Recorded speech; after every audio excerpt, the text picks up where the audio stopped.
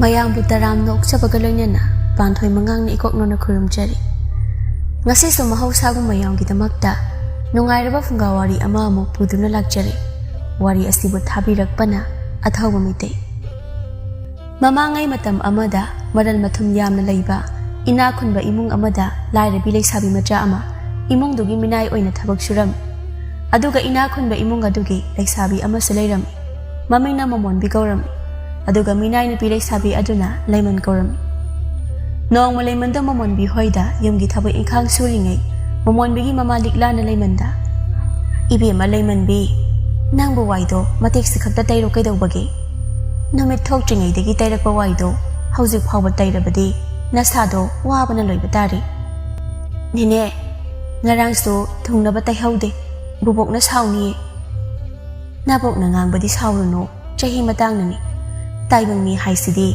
ahalbu isilaklaba pangangda ngangjabani masimakna mabukta malom thambadi nate nangina se momon bisalakle wai taibado loshilo momon bido changle leiman bina nine se sauna changle kaidoba yauraba jano hoine kaidoba yauba jano ni nase sibo ibema kaidoragi ni nangbo aduk sauna changle idubo momon bido changle aduga mamada ima baji se wakhal yam yaude mi mayam mamangduda aingonda ngangle kari haina nganglakli lone bema ima magi thabak chafam thokpa tumina sakhiba yade bro mi mamangduda chaktu natom charadi natom chaba kondo natom da phengo hairami aidi imanabi hoida chak janaba chatpani haiba ma khangda bajalo ihe adudi napana lakna ramli oirini napana karan khara tabaga ima adu tasunate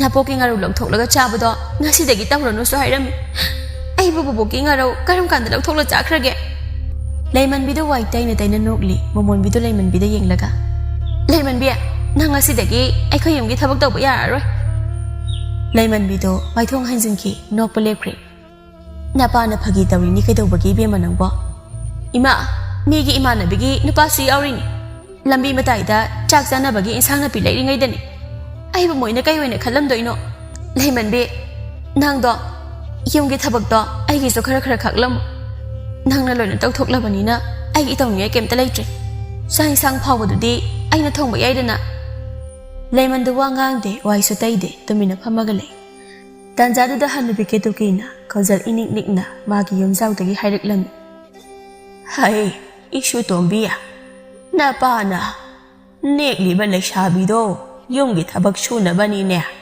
thida nungai na thambiraga thabak suhandena amuk sauri ne bubo awaba khangdana kadai dagi nungai bagi mahau khangdoino thabak wana sururaga ngahak ko thabada phangba nungai bado asengba nungai ba kawbani sauraga chara henbaga cheng leitabagi chara henbaga yam khene isu senga sidi paraman panthaiga tawdana yam ngangleda nangna yumda laklaga ngangliba mayam do napada hek khumlam labadi phadauba aingonda hek onsilak loidaba hai leiman bia nang waido tayune leiman do waido makhata na tairinge momon bina leimanda leiman bia bobokna haisi saunu ko lana su khangano nang thabak tawbuda to ibani asai phawba chalusi leiman do wangang de wai tairubagi amot makhutto magi mafida taisili leiman be adumaina nafida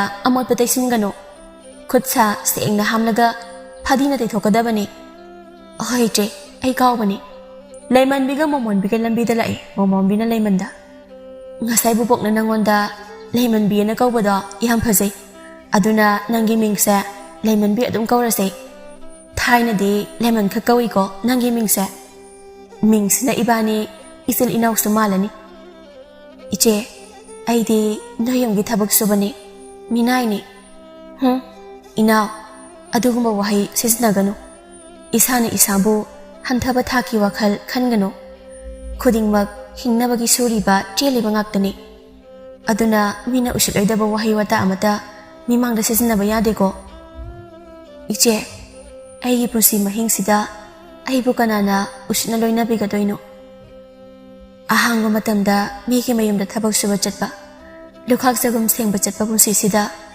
ꯀꯅꯥꯅ ꯅꯥꯂꯤ ꯃꯣꯠꯂꯤ ꯍꯥꯏꯕꯤꯔꯛꯀꯗꯣꯏꯅꯣ ꯑꯩꯕꯣ?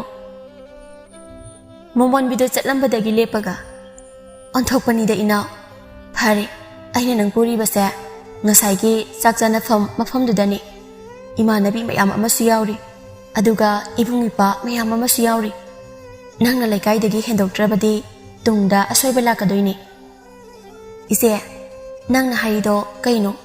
ꯑꯩ ꯂꯧꯁꯤꯟꯕ ꯉꯝꯗ꯭ꯔꯦ. ꯂꯩꯃꯟꯕꯤ, ꯅꯪ ꯋꯥꯈꯜ ꯇꯥꯔꯔꯣꯏ. ꯂꯥꯛꯑꯣ, ꯌꯧꯔꯦ ꯆꯪꯉꯁꯤ. ꯂꯣꯏꯕꯤꯒꯤ ꯌꯨꯝꯗꯅꯤ ꯂꯩꯁꯥ ꯄꯥꯈꯪ ꯃꯌꯥꯝ ꯆꯥꯛ ꯆꯥꯅꯔꯤꯕꯗꯣ. ꯂꯩꯃꯟꯕꯤꯗꯤ ꯇꯨꯃꯤꯟꯅ ꯃꯣꯃꯣꯟꯕꯤꯒꯤ ꯅꯥꯀꯟꯗ ꯇꯥꯁꯤꯜꯂꯒ ꯐꯝꯂꯤ. ꯑꯗꯨꯒ ꯃꯈꯣꯏ ꯃꯌꯥꯝ ꯃꯔꯛꯇꯨꯗ ꯆꯂꯥꯝꯕ ꯀꯧꯕ ꯄꯥꯈꯪ ꯃꯆꯥ ꯑꯃ ꯌꯥꯎꯏ. ꯆꯂꯥꯝꯕꯅ ꯂꯩꯃꯟꯕꯤꯗ, ꯃꯣꯃꯣꯟꯕꯤ, ꯅꯪꯒꯤ ꯅꯃꯥꯟꯅꯕꯤꯗꯨꯕꯨ ꯑꯩꯈꯣꯏ ꯃꯌꯥꯝꯒꯤ ꯊꯕꯛ ꯃꯇꯦꯡ ꯄꯥꯡꯅꯕ ꯄꯨꯔꯛꯏꯔꯣ? ꯑꯗꯨ ꯑꯣꯏꯔꯗꯤ ꯀꯣꯜ ꯂꯤꯛ ꯃꯌꯥꯝꯁꯦ ꯑꯃꯨꯛꯇ ꯆꯥꯝꯊꯣꯛꯍꯜꯂꯛꯎꯗꯅ. ꯅꯥꯀꯟꯗ ꯇꯣꯝꯕꯤ ꯀꯧꯕꯤ ꯂꯩꯁꯥꯕꯤ ꯑꯃꯅ, ꯂꯩꯃꯟꯕꯤ, ꯅꯥꯕꯨꯡꯒꯤꯁꯦ ꯐꯥꯒꯤ ꯇꯧꯔꯤꯅꯤꯀꯣ. ꯃꯥꯗꯤ ꯉꯥꯡꯅꯤ ꯉꯥꯡꯂꯣꯏ ꯈꯪꯗꯕꯅꯤ. ꯇꯨꯃꯤꯟꯅ ꯑꯗꯨꯝ ꯇꯥꯎꯀꯣ. ꯃꯥꯅ ꯉꯥꯡꯕꯗ ꯈꯨꯝꯃꯨꯕ ꯉꯝꯕ ꯅꯠꯇꯦ. ꯇꯣꯝꯕꯤꯅ ꯆꯂꯥꯝꯕꯗ ꯇꯨꯃꯤꯟꯅ, ꯀꯔꯤꯅꯣ ꯏꯕꯨꯡ? ꯑꯉꯥꯡꯁꯦ ꯃꯣꯃꯣꯟꯕꯤ ꯍꯣꯏꯗ ꯏꯃꯨꯡꯒꯤ ꯊꯕꯛ ꯁꯨꯕ ꯂꯩꯁꯥꯕꯤꯅꯤ. ꯏꯀꯥꯏꯕꯅ ꯂꯣꯏꯔꯝꯃꯅꯤ. ꯑꯗꯨꯃꯥꯏꯅ ꯐꯥꯒꯤ ꯇꯧꯕꯤꯒꯅꯨ. ꯃꯣꯃꯣꯟꯕꯤꯅ ꯑꯃꯨꯛ ꯂꯩꯃꯟꯕꯤꯗ ꯍꯥꯏꯔꯛꯂꯝꯃꯤ. ꯂꯩꯃꯟꯕꯤ, ꯅꯕꯨꯡꯒꯤꯁꯦ ꯐꯥꯒꯤ ꯇꯧꯔꯤꯅꯤꯀꯣ. ꯀꯥꯔꯟ ꯌꯥꯝ ꯇꯥꯕ ꯅꯕꯨꯡꯅꯤ. ꯂꯩꯃꯟꯕꯤꯗꯤ ꯃꯃꯥꯏ ꯉꯥꯡꯁꯤ ꯉꯥꯡꯂꯤ. ꯆꯂꯥꯝꯕꯅ, ꯑꯩꯅ ꯊꯕꯛ ꯁꯨꯕꯤ ꯅꯨꯄꯤ ꯃꯥꯜꯂꯤ ꯈꯜꯂꯦꯕ. ꯁꯤꯅ ꯍꯦꯟꯅ ꯐꯔꯦꯗ. ꯑꯇꯟꯕꯤ ꯃꯌꯥꯝ ꯃꯔꯛꯁꯤꯗ ꯃꯣꯃꯣꯟꯕꯤꯅ ꯏꯆꯜꯁꯦ ꯄꯨꯔꯛꯏꯁꯦ. ꯉꯁꯤꯒꯤ ꯊꯕꯛꯁꯦ ꯃꯥꯅ ꯂꯣꯏꯅ ꯇꯧꯍꯜꯂꯁꯤ. ꯑꯇꯩꯁꯦ ꯈꯗꯥꯡ ꯅꯣꯝꯖꯔꯁꯅꯨ. ꯑꯩꯒꯤꯁꯦ ꯅꯪꯉꯣꯟꯗ ꯐꯥꯒꯤ ꯇꯧꯕꯅꯤ, ꯁꯥꯎꯕ ꯌꯥꯗꯦꯀꯣ. ꯑꯗꯨꯏ ꯁꯔꯨꯛ ꯁꯛꯇꯨꯝ ꯈꯪꯅ ꯊꯣꯛꯁꯤ. ꯃꯣꯃꯣꯟꯕꯤꯒꯤ ꯂꯩꯀꯥꯏꯒꯤ ꯂꯩꯁꯥꯕꯤꯁꯤꯡꯗꯣ ꯆꯂꯥꯝꯕꯗ ꯂꯣꯏꯅ ꯌꯦꯡꯅꯩ. ꯃꯈꯣꯏ ꯃꯌꯥꯝꯒꯤ ꯃꯔꯛꯇꯒꯤ ꯌꯥꯏꯐꯕ ꯀꯧꯕ ꯑꯃꯅ, ꯉꯁꯤꯗꯤ ꯃꯣꯃꯣꯟꯕꯤꯒꯤ ꯃꯅꯥꯎꯅꯨꯄꯤꯒꯁꯦ ꯃꯌꯥꯝꯒꯤ ꯂꯛꯅꯐꯝ ꯅꯨꯃꯤꯠ ꯇꯥꯔꯦ. ꯑꯗꯣ ꯏꯆꯜꯁꯤꯡ, ꯆꯥꯛꯁꯦ ꯊꯣꯡꯗꯣꯛꯅꯕ ꯇꯧꯁꯤ. ꯊꯦꯡꯉꯒ ꯑꯃꯨꯛ ꯅꯨꯄꯤ ꯆꯦꯟꯕ ꯌꯥꯎꯅꯕ ꯁꯣꯏꯔꯣꯏ ꯑꯩꯈꯣꯏꯒꯤ ꯃꯔꯛꯇ. ꯅꯨꯃꯤꯗꯥꯡ ꯋꯥꯏꯔꯝꯅꯤ. ꯑꯇꯣꯞꯄ ꯅꯨꯄꯥ ꯅꯍꯥꯁꯤꯡ ꯃꯌꯨꯝ ꯃꯌꯨꯝꯗ ꯍꯟꯅꯈ꯭ꯔꯦ. ꯃꯣꯃꯣꯟꯕꯤ, ꯂꯩꯃꯟꯕꯤ ꯍꯣꯏꯁꯨ ꯂꯩꯍꯧꯔꯦ. ꯌꯥꯏꯐꯕꯒ ꯆꯂꯥꯝꯕꯒꯗꯣ ꯂꯝꯕꯤꯗ ꯂꯥꯛꯏ. ꯃꯣꯏ ꯑꯅꯤꯒꯤꯗꯣ ꯃꯌꯨꯝꯗ ꯍꯜꯂꯛꯂꯤꯕꯅꯤ. ꯌꯥꯏꯐꯕꯒ ꯆꯂꯥꯝꯕꯒꯗꯣ ꯃꯆꯤꯟ ꯃꯅꯥꯎꯅꯤ, ꯐꯥꯏꯕꯣꯛꯅꯤ. ꯃꯁꯛ ꯃꯥꯟꯅꯗꯕꯒꯤ ꯃꯤꯅ ꯈꯪꯗꯕꯅꯤ. ꯃꯈꯣꯏ ꯑꯅꯤ ꯀꯅꯥꯅ ꯑꯍꯟꯅꯣ ꯀꯅꯥꯅ ꯑꯉꯥꯡꯅꯣ ꯈꯪꯗꯦ. ꯃꯣꯏꯅꯤ ꯊꯣꯛꯄꯅꯤ ꯂꯩꯔꯤꯕꯁꯤ. ꯌꯥꯏꯐꯕꯅ ꯆꯂꯥꯝꯕꯗ, ꯆꯂꯥꯝꯕ, ꯅꯨꯄꯤ ꯑꯉꯥꯡꯗꯗꯤ ꯑꯗꯨꯝꯕ ꯐꯥꯒꯤ ꯇꯧꯒꯅꯨ. ꯑꯇꯣꯞꯄ ꯃꯤꯅ ꯇꯥꯕꯗ ꯎꯁꯤꯠꯇꯕ ꯃꯥꯟꯈꯤꯅꯤ. ꯑꯁ, ꯑꯩꯗꯤ ꯀꯔꯟ ꯑꯗꯨꯝ ꯉꯥꯡ ꯂꯩꯔꯦ ꯑꯗꯨꯕꯨ ꯅꯨꯄꯥ. ꯑꯗꯣ ꯅꯪꯅ ꯉꯥꯡꯖꯔꯤꯗꯣ ꯐꯥꯒꯤꯅꯦ ꯍꯥꯏꯗꯨꯗꯤ ꯑꯇꯣꯞꯄ ꯃꯤꯅꯗꯤ ꯈꯪꯕ ꯅꯠꯇꯦꯗꯅ. ꯃꯤ ꯄꯨꯟꯕꯗ ꯂꯣꯏꯅ ꯊꯦꯡꯅꯔꯤꯕ ꯃꯤꯑꯣꯏꯁꯤꯡꯗꯣ ꯀꯅꯥꯅꯣ ꯀꯔꯤꯅೋ ꯈꯪꯗ꯭ꯔꯤꯉꯩꯗꯤ ꯑꯩꯈꯣই ꯃꯁꯦꯜ ꯉꯥꯡꯅꯔꯤꯕ ꯋꯥ ꯐꯥꯒꯤꯁꯦ ꯌꯥꯔꯤꯕ ꯃꯈꯩ ꯃꯣꯏꯒ ꯉꯥꯡꯅꯔꯣꯏꯗꯕꯅꯤ. ꯏꯁ, ꯑꯣꯖꯥ ꯌꯥꯔꯦ. ꯑꯩꯗꯤ ꯉꯁꯥꯏꯒꯤ ꯃꯣꯃꯣꯟꯕꯤꯒꯤ ꯌꯨꯝꯗ ꯃꯤꯅꯥꯏ ꯑꯣꯏ ꯍꯥꯏꯕ ꯅꯨꯄꯤꯗꯣ, ꯃꯥꯒꯤ ꯃꯑꯣꯡ ꯃꯇꯧꯗꯣ ꯅꯨꯡꯁꯤꯕ ꯐꯥꯎꯏ. ꯅꯪꯒꯤ ꯅꯥꯑꯣꯡꯗꯨꯗ ꯅꯨꯡꯁꯤ ꯀꯥꯏꯅ ꯍꯥꯏꯔꯨꯅꯨꯀꯣ, ꯎꯁꯤꯠꯇꯕ ꯃꯥꯟꯈꯤꯅꯤ. ꯅꯪꯗꯤ ꯁꯣꯅꯣ ꯆꯨꯕꯤ ꯑꯃ ꯊꯦꯡꯅꯒꯗꯕꯅꯤ. ꯑꯗꯨꯀꯥꯟ ꯅꯪ ꯋꯥꯈꯜ ꯂꯥꯛꯀꯗꯕ ꯃꯥꯜꯂꯦ. ꯃꯣꯃꯣꯟꯕꯤꯒ ꯂꯩꯃꯟꯕꯤꯒꯁꯨ ꯊꯣꯡꯒꯥꯜꯒꯤ ꯂꯩꯍꯥꯎ ꯄꯥꯝꯕꯤ ꯃꯈꯣꯡꯗ ꯐꯝꯂꯒ ꯃꯣꯃꯣꯟꯕꯤꯗꯣ ꯂꯩꯍꯥꯎ ꯃꯅꯝ ꯅꯝꯅ, ꯌꯥꯏꯐꯕꯗꯣ ꯌꯥꯝ ꯂꯦꯝꯃꯤꯀꯣ ꯂꯩꯃꯟꯕꯤ. ꯏꯆꯦ, ꯑꯩ ꯃꯊꯪꯗ ꯅꯣꯏꯒꯤ ꯆꯥꯛ ꯆꯥꯅꯐꯝꯗ ꯄꯨꯕꯤꯒꯅꯨꯀꯣ. ꯑꯩꯗꯤ ꯀꯩꯝꯇꯁꯨ ꯄꯨꯊꯣꯛꯄ ꯌꯥꯎꯗꯦ. ꯂꯩꯃꯟꯕꯤ, ꯇꯨ ꯑꯥꯗ ꯊꯥ ꯊꯣꯛꯄ ꯍꯧꯔꯛꯂꯦ. ꯑꯗꯣ ꯂꯩꯃꯟꯕꯤ, ꯊꯥꯁꯦ 2 ꯅꯠꯇ꯭ꯔꯒ 3 ꯊꯣꯛꯂꯝꯂꯕ, ꯅꯠꯇ꯭ꯔꯒ ꯅꯨꯃꯤꯠ ꯈꯨꯗꯤꯡꯒꯤ ꯊꯣꯛꯂꯝꯂꯕ ꯊꯥꯒꯤ ꯐꯖꯕꯁꯦ ꯃꯒꯨꯟ ꯂꯩꯒꯗ꯭ꯔꯥ? ꯏꯆꯦ, ꯑꯩ ꯑꯗꯨ ꯈꯪꯗꯤꯌꯦ. ꯏꯅꯥꯎ, ꯅꯪꯁꯦ ꯑꯣꯟꯊꯣꯛꯅ ꯆꯝꯃꯤꯗꯀꯣ. ꯑꯩꯒꯤ ꯄꯔꯃꯥꯟꯁꯦ ꯅꯪ ꯃꯦꯟ ꯇꯥꯔꯔꯣꯏ. ꯑꯗꯨꯅ ꯊꯥꯒꯤ ꯋꯥꯔꯤꯁꯦ ꯇꯣꯛꯑꯒꯦ. ꯏꯆꯦ, ꯑꯩ ꯃꯦꯟ ꯇꯥꯗ꯭ꯔꯦ. ꯏꯆꯦ, ꯑꯩ ꯌꯨꯝꯗ ꯆꯠꯂꯒꯦ. ꯍꯣꯏ, ꯑꯩ ꯊꯤꯟꯕꯤꯒꯦ ꯂꯥꯛꯑꯣ. ꯌꯨꯝꯅꯦꯅ ꯏꯅꯛ ꯅꯛꯄꯁꯤꯕꯨ ꯍꯣꯔꯦꯟ ꯆꯥꯛ ꯆꯥꯔꯒ ꯍꯟꯕ ꯌꯥꯕꯗꯣ. ꯏꯆꯦ, ꯑꯩ ꯏꯃꯥꯒ ꯕꯥꯖꯤꯒꯒꯤ ꯆꯥꯛ ꯊꯣꯡꯗꯣꯏꯅꯦ. ꯍꯣꯏꯅꯦ, ꯀꯥꯎꯏꯅꯦ. ꯉꯥꯏꯈꯣ, ꯉꯁꯥꯏ ꯉꯥ ꯊꯣꯡꯕ ꯄꯨꯔꯛꯄꯗꯣ ꯇꯦꯡꯀꯣꯠ 2ꯅꯤ. ꯑꯃꯗꯤ ꯅꯣꯏꯗ ꯄꯨꯔꯁꯤ. ꯑꯩꯅ ꯏꯁꯤꯡ ꯑꯏꯪꯕ ꯃꯊꯛꯇ ꯊꯝꯂꯝꯕꯅꯤ, ꯄꯨꯝꯂꯝꯈꯤꯔꯣꯏ. ꯆꯥꯕ ꯐꯖꯅ ꯌꯥꯈꯤꯅꯤ. ꯃꯣꯏ ꯑꯅꯤꯗꯨ ꯂꯩꯃꯟꯕꯤꯒꯤ ꯃꯌꯨꯝꯗ ꯆꯥꯛ ꯊꯣꯡꯂꯤ. ꯃꯣꯃꯣꯟꯕꯤꯅ, ꯏꯃꯥꯒ ꯕꯥꯖꯤꯒꯗꯣ ꯍꯜꯂꯛꯇꯧ ꯀꯌꯥꯝ ꯋꯥꯠꯂꯤꯖꯥꯠꯅꯣ ꯂꯩꯃꯟꯕꯤ? ꯏꯆꯦ, ꯃꯤꯒꯤ ꯂꯧꯔꯥꯡ ꯁꯨꯕꯅꯤ. ꯉꯔꯥꯡ ꯂꯣꯏꯁꯤꯟ ꯉꯝꯍꯧꯗꯕꯩ ꯉꯁꯤꯗꯤ ꯂꯧꯁꯤꯟꯗꯅ ꯍꯜꯂꯛꯂꯣꯏ ꯍꯥꯏꯔꯝꯃꯦ ꯑꯌꯨꯛ. ꯑꯣ, ꯑꯗꯣ ꯂꯧꯕꯨꯛꯇꯣ ꯀꯌꯥꯝ ꯂꯥꯞꯀꯦ? ꯉꯁꯤꯁꯨ ꯂꯣꯏꯁꯤꯟꯕ ꯉꯝꯗ꯭ꯔꯕꯗꯤ ꯑꯥꯗ ꯂꯧꯕꯨꯛꯇ ꯑꯗꯨꯝ ꯂꯦꯛꯀꯦ ꯍꯥꯏꯗꯣꯏꯔꯣ? Halakto mande iche. Mapudo, wangang fazadi iche. Ngahan mapula aga wakara hairambado. Bazidi, mapuni nusikrabane. Senjao pai ba amatane, bukjel chau ba seng malai tabane. Akhoi bazi ka karapai. Se, jakse thongdo pollution se. Aduga labukda imaga bazi gagi chak thilu se. Nga su yaure imaga bazi ga da thabak wa na surubai hauna sajarasan. Ahoi je, ai chak rishna batarak lage. Puna laisan minarase ibani. Momon biga layman bigedo labukda lai. Layman bide lawi da job chali. Adubu momon bide lawi chatpadu wa na chali. Moy anido layman bigi mamaga mapagagi managda labukda family. Layman bigi mapa iboto na. Ibema, imongi thabakda mi chena hanganu ne nangbo. Yang masana jakrabi na suese lekhong wakta dai. Kai na bazi inawgi mateng pang bu kai da wege. Adumba kemta khangano bazi. Kadai no aisha lorang subu yamgi. Thabak se thuna loisin se. Iboton gi napi tharona. Ibema matam se thengjelakle. Noi ani hannaba tawro. Lamhangni mi phataba le.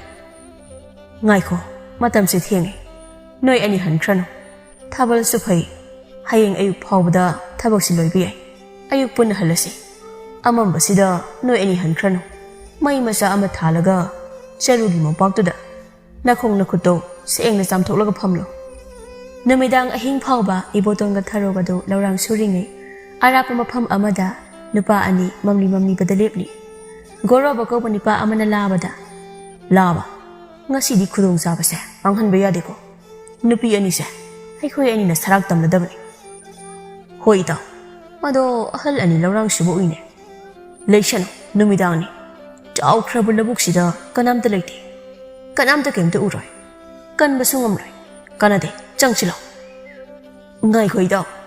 Chai amadi pai khisi. Horen makokda pop launa thomba yanaba. Hera karigi chai noi ta chachi laune. Somda momon bigi yomdani momon bigi mapa mani do likla da isau lang. Mama ibani lemon bi hoida chalusilo. Mi na mi phatabaga. Ihe phanek to ko na selone mama.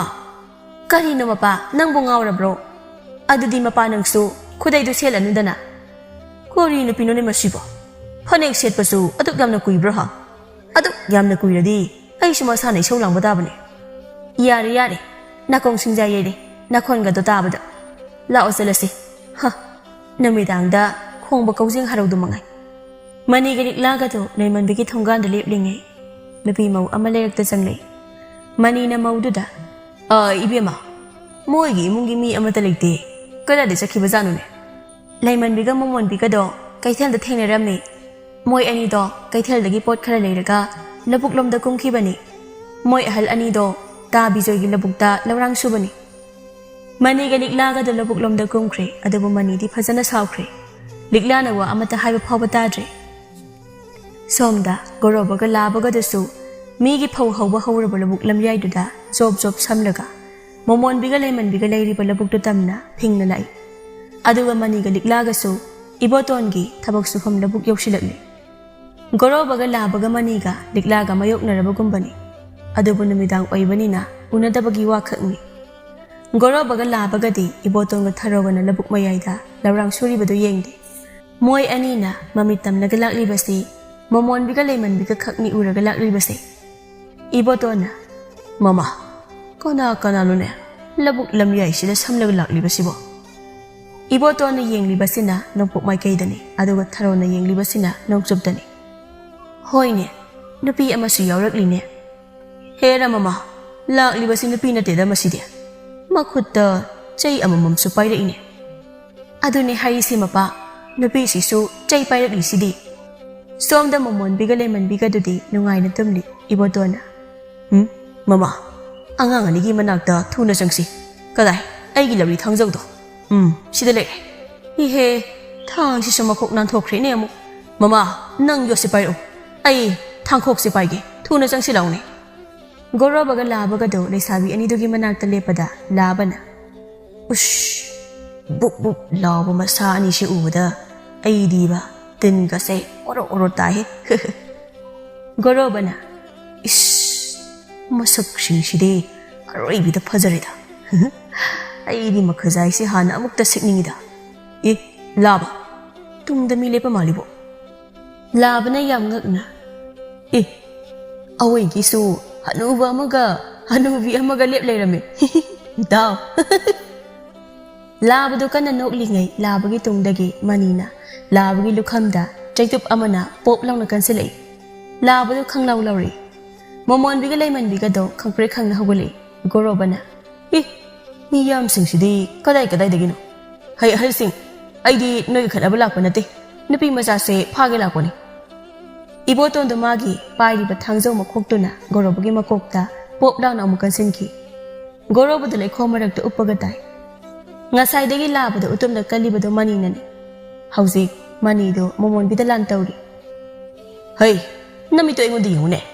ꯂꯩꯈꯣꯝꯗ ꯇꯥꯔꯤꯕ ꯅꯨꯄꯥ ꯑꯅꯤꯁꯤꯗ ꯉꯥꯡꯕ ꯅꯠꯇꯦꯅꯦ ꯑꯩꯒꯤꯁꯦ ꯀꯔꯤꯅꯣ ꯕꯥꯖꯦ ꯏꯁꯧ ꯑꯗꯨꯝ ꯂꯥꯡꯉꯤꯗꯨꯕꯣ ꯑꯩꯒꯤꯁꯦ ꯀꯣꯏꯕ ꯂꯥꯛꯄ ꯅꯠꯇꯦ ꯃꯤꯒꯤ ꯃꯇꯦꯡ ꯄꯥꯡꯕ ꯂꯥꯛꯏꯕ ꯏꯍꯦ ꯃꯆꯤꯟꯁꯦ ꯀꯌꯥꯗ ꯀꯜꯂꯤꯕꯅꯣ ꯌꯦꯡꯉꯨꯅꯦ ꯃꯁꯤꯗꯤꯕ ꯃꯁꯤꯒꯤ ꯇꯤꯡꯀꯣꯠꯇ ꯌꯥꯎꯔꯤꯕ ꯉꯥ ꯃꯇꯣꯡꯁꯦ ꯃꯩꯌꯥꯁꯤꯗ ꯒꯤꯠ ꯂꯥꯎꯅ ꯍꯦꯛ ꯅꯝꯁꯤꯟꯕꯣ ꯀꯔꯤꯅꯣ ꯃꯄꯥ ꯉꯥ ꯃꯇꯣꯡꯗ ꯃꯔꯨꯒ ꯌꯥꯎꯔꯝꯃꯗꯤ ꯑꯉꯥꯡꯁꯦ ꯃꯔꯨꯅ ꯄꯜꯂꯒ ꯁꯤꯔꯣꯏꯗ꯭ꯔꯣ ꯍꯩ ꯃꯃꯥ ꯇꯨꯃꯤꯟ ꯂꯩꯌꯨ ꯅꯪꯁꯨ ꯐꯅꯦꯛ ꯐꯥꯎꯕ ꯁꯦꯠꯄ ꯍꯩꯇꯕ ꯅꯪꯅ ꯑꯩꯉꯣꯟꯗ ꯅꯌꯨꯡꯒ ꯄꯥꯜꯂꯛ ꯁꯥꯔꯗꯅ ꯑꯦ ꯀꯩꯅꯣꯝꯒꯤ ꯃꯄꯥꯅꯤꯗꯅ ꯃꯁꯤꯗꯤ ꯂꯩꯃꯟꯕꯤꯅ ꯚꯥꯖꯤ ꯑꯩ ꯂꯥꯟꯖꯔꯦ ꯃꯊꯪꯗ ꯏꯆꯦ ꯌꯥꯎꯔꯒ ꯂꯧꯕꯨꯛꯇ ꯀꯨꯝꯃꯔꯣꯏ ꯍꯩ ꯂꯧꯕꯨꯛꯇ ꯀꯨꯝꯕꯩ ꯋꯥ ꯅꯠꯇꯦꯅꯦ ꯂꯋꯥꯏ ꯅꯨꯄꯤ ꯑꯅꯤ ꯅꯨꯃꯤꯗꯥꯡꯁꯤꯗ ꯀꯔꯤꯒꯤ ꯂꯧꯕꯨꯛꯇ ꯀꯨꯝꯂꯤꯕꯅꯣ ꯍꯥꯏꯕꯅꯤꯅꯦ ꯍꯧꯖꯤꯛ ꯅꯣꯏ ꯑꯅꯤ ꯗꯁꯥ ꯑꯃ ꯅꯥꯟꯊꯣꯛꯂꯕ ꯅꯠꯇ꯭ꯔꯣ ꯍꯥ ꯏꯕꯣꯇꯣꯟꯅ ꯏꯕꯨꯡ ꯑꯃꯅꯤ ꯑꯉꯥꯡꯁꯤꯡꯁꯦ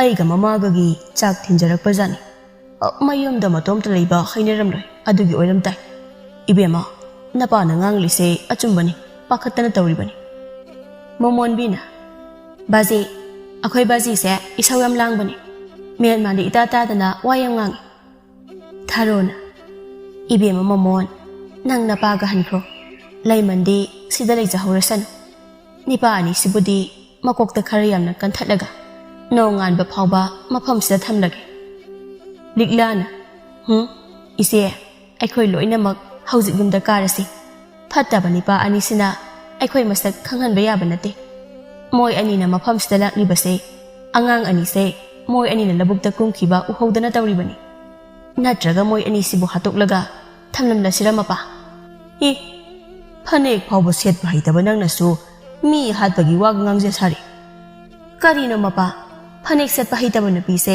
ꯂꯥꯏꯅ ꯈꯟꯅꯨꯀꯣ ꯏꯆꯦ ꯌꯨꯝꯗ ꯀꯥꯔꯁꯤ ꯂꯥꯛꯑꯣ ꯍꯩ ꯑꯉꯥꯎꯕꯤ ꯑꯅꯤ ꯍꯧꯒꯠꯂꯨ ꯌꯨꯝꯗ ꯀꯥꯁꯤ ꯅꯣꯡꯉꯥꯜꯂꯝꯗꯥꯏꯅꯤ ꯁꯥꯊꯤꯕ ꯃꯥꯟꯕ ꯅꯤꯄꯥ ꯑꯅꯤꯗꯣ ꯑꯔꯥꯞꯄ ꯂꯧꯔꯤ ꯑꯃꯗ ꯐꯝꯂꯒ ꯀꯞꯃꯤꯟꯅꯩ ꯒꯣꯔꯣꯕꯅ ꯂꯥꯕꯗ ꯏꯇꯥꯎ ꯅꯪ ꯑꯣꯏꯅ ꯐꯨꯔꯛꯇꯅ ꯇꯣꯛꯑꯔꯅꯤ ꯑꯁꯨꯛ ꯇꯝꯊꯤꯕ ꯃꯄꯥ ꯑꯅꯤ ꯂꯩ ꯍꯥꯏꯕ ꯅꯪ ꯍꯥꯟꯅ ꯈꯪꯗ꯭ꯔꯣ ꯍꯥ ꯊꯕꯛ ꯑꯃ ꯇꯧꯔꯝꯗꯥꯏ ꯃꯔꯤ ꯃꯈꯣꯡ ꯇꯨꯡꯃꯥꯡ ꯐꯖꯅ ꯌꯦꯡꯍꯧꯕ ꯀꯩꯗꯧꯕꯒꯤ ꯍꯥ ꯇꯥꯅꯤꯡꯗꯦꯀꯣ ꯏꯇꯥꯎ ꯅꯍꯥꯟ ꯃꯈꯩ ꯂꯨꯝꯃ ꯂꯩꯕ ꯅꯨꯄꯤꯁꯨ ꯅꯠꯇꯦ ꯑꯩꯗꯤ ꯂꯧꯕꯨꯛꯇ ꯀꯨꯝꯈꯤꯕꯗꯨ ꯈꯛ ꯎꯍꯧꯕꯒꯤ ꯋꯥꯅꯤ ꯁꯤꯍꯧꯗ꯭ꯔꯤꯁꯦ ꯍꯔꯥꯎꯒꯦꯗꯤ ꯍꯥꯏꯗ꯭ꯔꯗꯅ ꯁꯥꯎꯗꯅ ꯀꯥꯁꯨ ꯑꯃꯨꯛ ꯇꯧꯔꯤ ꯑꯩꯉꯣꯟꯗ ꯄꯨꯟꯁꯤꯒꯤ ꯂꯧꯕꯨꯛ ꯀꯨꯝꯖꯔꯣꯏ ꯑꯩ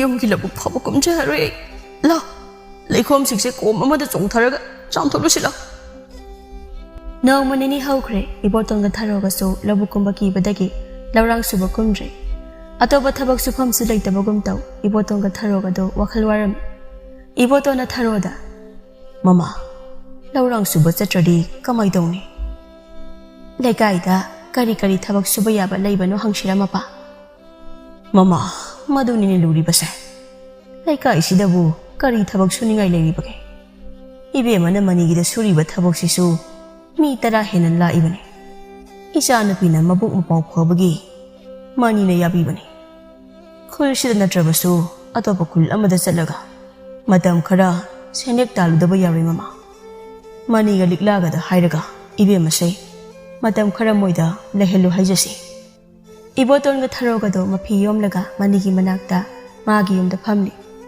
ꯂꯩꯃꯟꯕꯤꯗꯤ ꯇꯨꯃꯤꯟꯅ ꯂꯦꯞꯂꯤ ꯏꯕꯣꯇꯣꯟꯅ ꯃꯅꯤꯗ ꯃꯅꯤ ꯏꯆꯥꯅꯨꯄꯤꯁꯦ ꯃꯇꯝ ꯈꯔ ꯅꯣꯏꯗ ꯂꯩꯍꯜꯂꯨ ꯍꯥꯏꯖꯒꯦ ꯆꯪꯂꯛꯄꯅꯤ ꯃꯃꯥꯒ ꯑꯩꯒ ꯃꯇꯝ ꯈꯔ ꯂꯪꯐꯩꯗ ꯊꯕꯛ ꯁꯨꯔꯨꯒꯦ ꯁꯦꯟꯌꯦꯛ ꯈꯤꯇ ꯇꯥꯜꯂꯨꯒꯦ ꯍꯥꯏꯒꯦ ꯍꯥꯏꯅ ꯆꯪꯂꯛꯄꯅꯤ ꯇꯥꯗ ꯑꯗꯨꯝꯅ ꯀꯣꯛꯀꯅꯣꯜꯂꯒ ꯍꯥꯏꯕꯒꯤ ꯃꯑꯣꯡ ꯇꯧꯕꯤꯒꯅꯨ ꯅꯅꯥꯎꯗ ꯂꯩꯃꯟꯁꯦ ꯏꯆꯥꯅꯨꯄꯤꯒꯨꯝꯕꯅꯤ ꯑꯩꯅ ꯄꯪꯉꯥꯡ ꯉꯥꯡꯖꯔꯒꯁꯨ ꯄꯨꯛꯇ ꯀꯔꯤꯃꯠꯇ ꯂꯩꯕ ꯅꯠꯇꯦ ꯇꯥꯗ ꯏꯕꯦꯝꯃ ꯂꯩꯃꯟ ꯅꯄꯥꯒ ꯅꯃꯥꯒꯁꯦ ꯅꯪꯒꯤꯗꯃꯛ ꯃꯇꯝ ꯈꯔꯈꯛ ꯃꯤꯔꯝ ꯈꯨꯟꯗ ꯂꯩꯔꯨꯒꯗꯕꯅꯤ ꯁꯦꯜ ꯇꯥꯜꯂꯨꯒꯗꯕꯅꯤ ꯃꯁꯤꯗ ꯅꯪꯅ ꯀꯔꯤꯒꯤ ꯀꯞꯄꯤꯕꯅꯣ ꯂꯤꯛꯂꯥꯅ ꯃꯅꯤꯒꯤ ꯃꯇꯨꯡꯗꯒꯤ ꯃꯄꯥ ꯅꯪꯁꯨ ꯍꯦꯟꯖꯤꯟꯈ꯭ꯔꯦ ꯑꯋꯣꯏꯕ ꯀꯞꯇꯕ ꯑꯉꯥꯡꯁꯦ ꯀꯞꯄꯦ ꯍꯦꯛꯇ ꯍꯥꯏꯖꯤꯜꯂꯤ ꯏꯍꯦ ꯀꯔꯤꯅꯣꯅꯦ ꯃꯃꯥ ꯃꯤꯠꯇ ꯄꯤ ꯇꯥꯗ꯭ꯔꯗꯤ ꯀꯞꯇꯦ ꯍꯦꯛꯇ ꯍꯥꯏꯕ ꯌꯥꯕ꯭ꯔꯣ ꯍꯥ ꯃꯥꯒꯤꯁꯦ ꯊꯃꯣꯏꯗꯒꯤ ꯀꯞꯄꯤꯕꯅꯤꯅꯦ ꯏꯕꯦꯝꯃ ꯅꯪꯒꯤ ꯅꯆꯦ ꯅꯪꯒꯤ ꯅꯨꯡꯁꯤꯕꯤ ꯏꯇꯥꯒ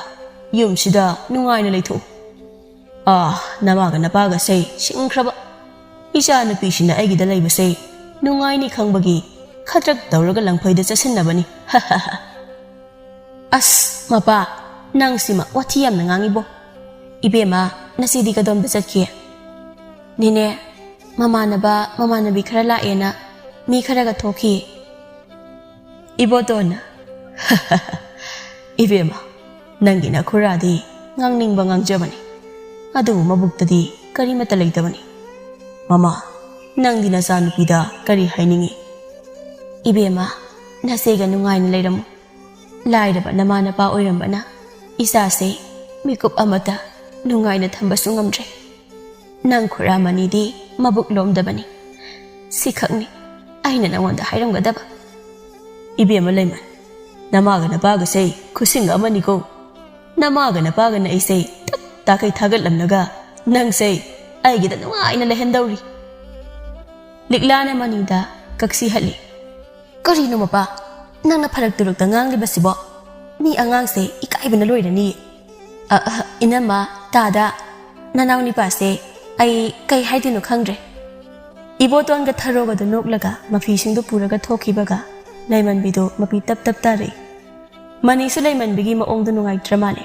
ꯃꯅꯤꯁꯨ ꯃꯄꯤ ꯇꯥꯔꯛꯂꯤ ꯃꯇꯝ ꯈꯔ ꯍꯧꯈ꯭ꯔꯦ ꯂꯩꯃꯟꯕꯤꯒꯤ ꯃꯃꯥꯒ ꯃꯄꯥꯒꯁꯨ ꯂꯪꯐꯩꯗ ꯆꯠꯈꯤꯕꯗꯒꯤ ꯂꯩꯃꯟꯕꯤꯗꯨ ꯃꯅꯤ ꯍꯣꯏꯗ ꯂꯩꯔꯛꯄ ꯆꯌꯣꯜ ꯑꯃ ꯍꯥꯏꯔꯛꯂꯤ ꯅꯣꯡꯃ ꯃꯃꯣꯟꯕꯤꯗꯨ ꯂꯩꯃꯟꯕꯤꯗ ꯇꯨꯝꯅ ꯂꯩꯃꯟꯕꯤ ꯇꯥꯕ꯭ꯔꯣ ꯅꯪꯕꯨ ꯂꯩꯃꯟꯕꯤ ꯇꯥꯏꯌꯦ ꯏꯆꯦ ꯍꯣꯏ ꯑꯗꯣ ꯅꯪ ꯑꯩꯉꯣꯟꯗ ꯏꯆꯦ ꯀꯧꯖꯔꯁꯨ ꯅꯃꯥꯟꯅꯕꯤꯅꯤ ꯈꯜꯂꯨꯀꯣ ꯂꯩꯃꯤꯟꯅꯕꯗ ꯍꯪꯒꯣꯏꯅꯕ ꯀꯣꯏꯕ ꯌꯥꯗꯦ ꯅꯪꯅ ꯁꯦꯟꯅꯔꯛꯄ ꯌꯨꯝꯅꯤꯀꯣ ꯑꯩꯈꯣꯏꯒꯤ ꯌꯨꯝꯁꯦ ꯑꯗꯨꯅ ꯌꯨꯝꯁꯦ ꯅꯪꯒꯤꯅꯤ ꯈꯟꯒꯗꯕꯅꯤꯀꯣ ꯍꯣꯏ ꯏꯆꯦ ꯑꯩ ꯈꯟꯒꯦ ꯑꯗꯣ ꯂꯩꯃꯟꯕꯤ ꯀꯩ ꯍꯥꯏꯒꯦ ꯏꯆꯦ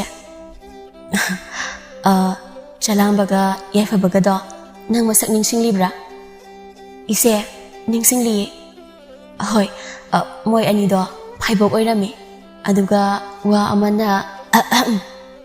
ꯑꯃ ꯀꯩꯗꯧꯔꯒꯦ ꯏꯆꯦ ꯃꯣꯏ ꯃꯆꯤꯟ ꯃꯅꯥꯎ ꯑꯅꯤꯒꯤ ꯃꯔꯛꯇ ꯑꯃꯗꯤ ꯅꯪ ꯄꯥꯝꯕ ꯌꯥꯎꯈ꯭ꯔ ꯃꯥꯜꯂꯦ ꯑꯗꯨꯅꯤꯗ ꯑꯣ ꯍꯣꯏ ꯏꯆꯦ ꯃꯃꯣꯟꯕꯤꯗꯣ ꯂꯩꯃꯟꯕꯤꯗ ꯌꯦꯡꯂꯒ ꯄꯥꯎꯈꯨꯝ ꯀꯩꯝꯇꯒ ꯍꯜꯂꯛꯇꯤ ꯂꯩꯃꯟꯕꯤ ꯇꯨꯝꯈ꯭ꯔ ꯃꯥꯜꯂꯦ ꯑꯌꯥ ꯇꯨꯝꯕ ꯈꯨꯊꯨꯁꯦ ꯑꯔꯣꯏꯕꯤꯅꯤꯅꯦ ꯁꯤꯁꯨ ꯂꯩꯃꯟꯕꯤꯗꯨ ꯇꯨꯝꯗꯦ ꯃꯃꯤꯠꯇꯨ ꯎꯏꯁꯤꯜꯂꯒ ꯃꯇꯣꯝꯇ ꯑꯩꯒꯤ ꯃꯤꯡꯁꯦ ꯕꯥꯖꯤ ꯄꯣꯛꯄ ꯏꯕꯣꯛꯅ ꯊꯣꯟꯕꯤꯔꯝꯕꯅꯤ ꯄꯨꯟꯁꯤꯗ ꯅꯨꯡꯉꯥꯏꯕ ꯃꯆꯦꯠ ꯑꯃꯠꯇ ꯐꯪꯂꯛꯇ꯭ꯔꯕ ꯑꯩꯕꯨ ꯕꯨꯕꯣꯛꯅ ꯏꯁꯨꯗꯣꯟ ꯀꯧꯔꯝꯕꯗꯩ ꯂꯩꯃꯟ ꯆꯜꯂꯕ ꯀꯥꯟꯅꯗ꯭ꯔꯕ ꯂꯩꯔꯥꯡꯒꯨꯝꯕꯅꯦ ꯍꯥꯏꯕꯒꯤ ꯄ꯭ꯔꯃꯥꯟꯒꯨꯝ ꯑꯩꯕꯨ ꯕꯨꯕꯣꯛꯅ ꯂꯩꯃꯟ ꯀꯧꯕꯤꯔꯝꯕꯅꯤ ꯑꯗꯨꯕꯨ ꯕꯨꯕꯣꯛꯅ ꯇꯥꯏꯕꯪꯄꯥꯟ ꯊꯥꯗꯣꯛꯂꯝꯗꯥꯏ ꯑꯩꯉꯣꯟꯗ ꯊꯧꯅꯥ ꯀꯌꯥ ꯍꯥꯞꯄꯤꯔꯝꯃꯤ ꯊꯧꯅꯥ ꯐꯅ ꯍꯤꯡꯕ ꯉꯝꯃꯨ ꯕꯨꯕꯣꯛꯅ ꯊꯣꯜꯂꯝꯕ ꯃꯤꯡꯁꯤꯒꯤ ꯋꯥꯍꯟꯊꯣꯛꯁꯦ ꯃꯥꯏꯊꯤꯕ ꯄꯤꯕ ꯉꯝꯃꯨ ꯍꯥꯏꯔꯝꯃꯤ ꯕꯨꯕꯣꯛꯅ ꯌꯥꯏꯐ ꯊꯧꯖꯥꯜꯁꯨ ꯄꯤꯕꯤꯔꯝꯃꯤ ꯑꯗꯨꯕꯨ ꯕꯨꯕꯣꯛ ꯑꯩ ꯉꯁꯤꯁꯨ ꯀꯔꯤꯁꯨ ꯑꯣꯏꯕ ꯉꯝꯗꯤꯌꯦ ꯑꯩꯅ ꯀꯔꯤꯁꯨ ꯑꯣꯏꯕ ꯉꯝꯗꯕꯅ ꯑꯩ ꯃꯤꯒꯤ ꯃꯀꯥꯗ ꯌꯦꯠꯂꯨꯕꯁꯨ ꯉꯝꯂꯣꯏꯌꯦ ꯕꯨꯕꯣꯛ ꯂꯩꯃꯟꯕꯤꯗꯨ ꯋꯥꯈꯜ ꯈꯟꯅ ꯇꯨꯝꯈꯤꯔꯝꯃꯤ ꯃꯃꯣꯟꯕꯤꯁꯨ ꯂꯩꯃꯟꯕꯤꯗ ꯌꯦꯡꯅ ꯃꯥꯁꯨ ꯋꯥꯈꯜ ꯈꯜꯂꯤ ꯃꯆꯦ ꯑꯃ ꯑꯣꯏꯅ ꯅꯪꯕꯨꯗꯤ ꯑꯩꯅ ꯃꯐꯝ ꯆꯥꯕ ꯅꯤꯄꯥ ꯑꯃꯗ ꯁꯤꯟꯅꯔꯝꯒꯅꯤ ꯅꯪꯕꯨ ꯑꯩꯅ ꯄꯨꯟꯁꯤ ꯆꯨꯞꯄ ꯋꯥꯍꯜꯂꯒꯗꯤ ꯊꯝꯂꯣꯏꯌꯦ ꯑꯩꯒꯤ ꯅꯨꯡꯁꯤꯕꯤ ꯏꯅꯥꯎ ꯍꯌꯦꯡꯗꯤ ꯅꯪꯕꯨ ꯈꯣꯏꯗꯥꯖꯔꯤꯕ ꯅꯪꯒꯤ ꯅꯄꯨꯔꯣꯏꯕ ꯑꯣꯏꯒꯗꯧꯔꯤꯕ ꯌꯥꯏꯐꯕꯒꯤ ꯃꯅꯥꯛꯇ ꯆꯠꯁꯤꯀꯣ ꯏꯆꯦꯒꯤ ꯂꯩꯃꯟꯕꯤ ꯅꯣꯡꯉꯥꯟꯕꯒ ꯃꯃꯣꯟꯕꯤꯅ ꯂꯩꯃꯟꯕꯤꯗꯨ ꯌꯥꯏꯐꯕꯒ ꯎꯅꯍꯜꯂꯝꯃꯤ ꯌꯥꯏꯐꯕꯁꯨ ꯂꯩꯃꯟꯕꯤꯒ ꯊꯦꯡꯅꯖꯕꯗ ꯊꯃꯣꯏ ꯄꯦꯟꯖꯔꯝꯃꯤ ꯌꯥꯏꯐꯕꯗꯤ ꯂꯩꯃꯟꯕꯤꯒꯤ ꯃꯑꯣꯡ ꯋꯥꯉꯥꯡꯗ ꯂꯩꯃꯟꯕꯤꯗꯨ ꯂꯧꯔꯒꯦ ꯈꯟꯈ꯭ꯔꯦ ꯌꯥꯏꯐꯕꯅ ꯂꯩꯃꯟꯕꯤꯗ ꯏꯆꯜ ꯑꯩ ꯅꯪꯕꯨ ꯑꯍꯥꯟꯕ ꯎꯕ ꯅꯨꯃꯤꯠꯇ ꯑꯄꯥꯝꯕ ꯅꯨꯡꯁꯤꯕ ꯐꯥꯎꯈ꯭ꯔꯦ ꯅꯨꯃꯤꯠꯇꯨꯗꯒꯤ ꯃꯣꯃꯣꯟꯕꯤꯒ ꯇꯣꯏꯅ ꯎꯅꯗꯨꯅ ꯃꯣꯃꯣꯟꯕꯤꯗ ꯑꯩꯒꯤ ꯃꯇꯦꯡ ꯄꯥꯡꯕꯤꯅꯕ ꯀꯌꯥꯔꯛ ꯍꯥꯏꯖꯈꯤꯕꯅꯤ 이봉 아이스보 이봉기 오이바다 마틱 잡으라네 아이디 제제 모몬비기 용다 용기 타박 수라가 힝나바 셀단바니 레몬비 낭곰비 아마나 아이기 용다 마우 오이바도니 아이나 팜리부세 낭원다 용기 마우 아마 오이바다 까리 어왓바 레이가니 아도 낭나 아이기 나피 오이라가 낭원다 타박 로이나 타하니 하이바나티고 아이수 낭기 나땡 마야마 마빵도이니고 ꯂꯩꯃꯟꯕꯤꯗ ꯂꯨꯛꯊꯔꯒ ꯅꯣꯛꯂꯤ ꯌꯥꯏꯐꯕꯅ ꯂꯩꯃꯟꯕꯤꯗ ꯑꯃꯨꯛ ꯑꯗꯣ ꯑꯩ ꯋꯥ ꯑꯃꯗꯤ ꯁꯦꯡꯗꯣꯛꯍꯧꯒꯦꯀꯣ ꯂꯩꯃꯟꯕꯤ ꯀꯩ ꯋꯥꯅꯣ ꯁꯦꯡꯗꯣꯛꯇꯣꯏꯕ ꯏꯕꯨꯡ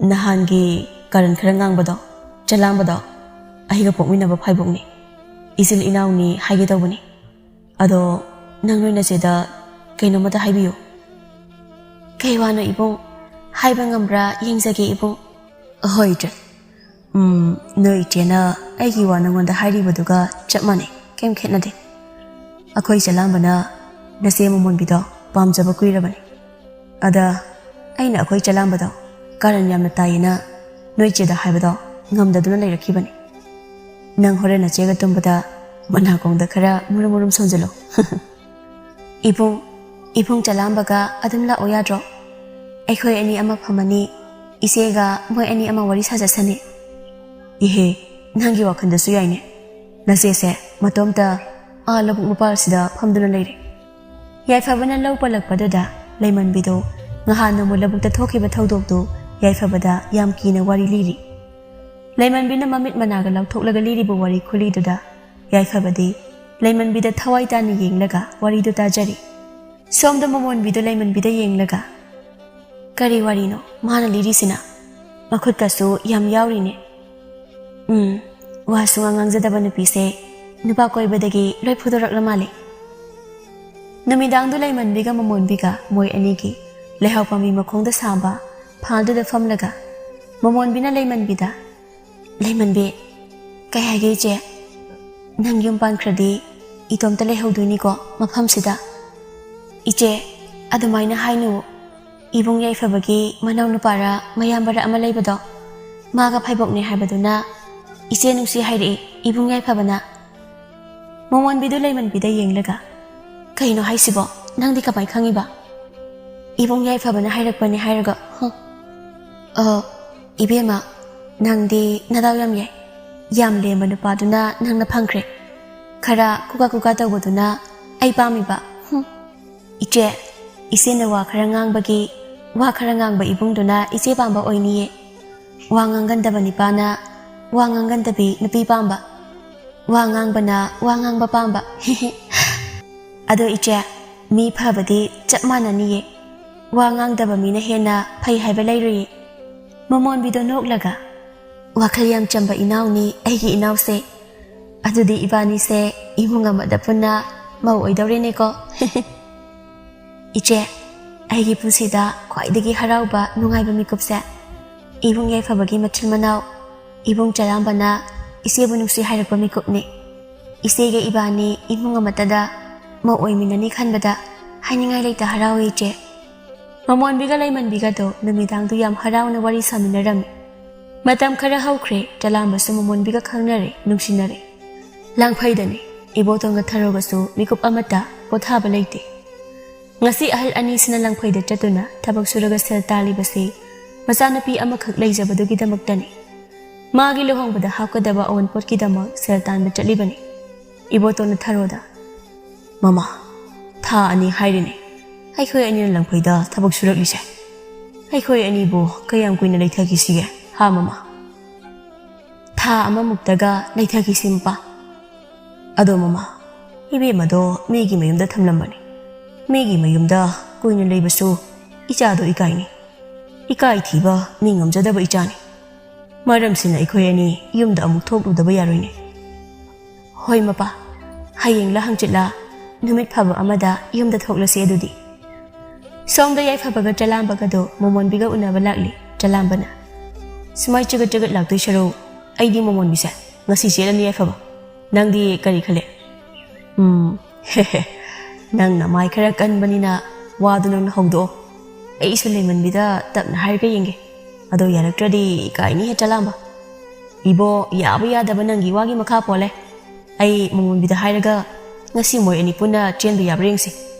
As amukta mawani pusinba kaise lekai de kadi ekhoi ima ga baji ga se yamti lemthok yaraban adu so masak phajabi mawakta hoi nangna phana ba dum silo koi bo khar thina sa se dodi moi pakhang le sa mari do unari jalamba momon bida momon bia saunu ko kai sauduna ta jalamba theng la pasida sarum de manda adu haibani la pa thengi se baji do phamung da thangjilam bagini aduga khoi yafabana imado mapanda thangdoklambagiga yafabadi chalambada ngakna yengli korino mana ngangli sibo magi se nupi ani sida khadrak ama sana dawri aduna ide tumina dum taraki laiman bido chalambada ngakna yengli momon bina chalambada kaino haiseta chalamba imaga bajiga karigi thangdok thangjin tawrino imaga bajiga kanna nari